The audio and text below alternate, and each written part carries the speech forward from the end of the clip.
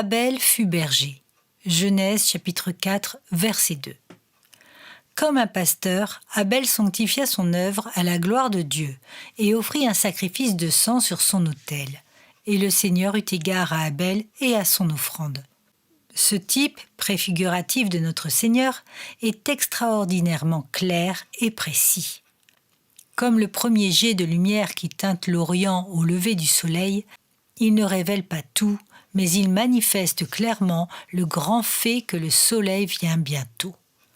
Comme nous voyons Abel, un berger et pourtant sacrificateur, offrant un sacrifice d'une agréable odeur à Dieu, nous discernons notre Seigneur, qui apporte devant son Père un sacrifice que l'Éternel agrée toujours. Abel était haï par son frère, haï sans cause, et il en fut de même pour le Sauveur.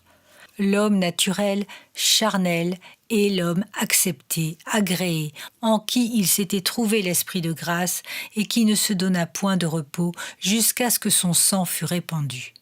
Abel tomba et aspergea son autel et son offrande de son propre sang. Et de cette image ressort le Seigneur Jésus, tué par l'inimitié de l'homme pendant qu'il servait comme sacrificateur devant le Seigneur. Le bon berger donne sa vie pour les brebis. Pleurons sur lui comme le voyant tué par la haine de l'humanité et maculant les cornes de son autel avec son propre sang. Le sang d'Abel parle.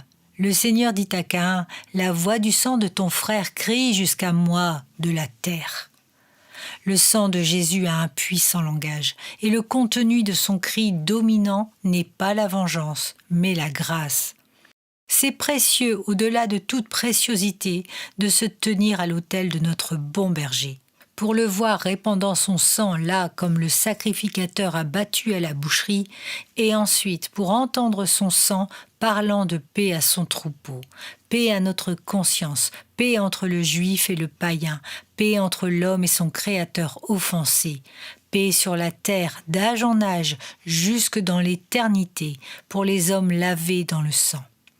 Abel est le premier berger dans l'ordre chronologique, mais nos cœurs placeront toujours Jésus-Christ le premier dans l'ordre de l'excellence. Toi, grand pasteur des brebis, nous, peuple de ton pâturage, te bénissons de tous nos cœurs quand nous te voyons mis à mort pour nous.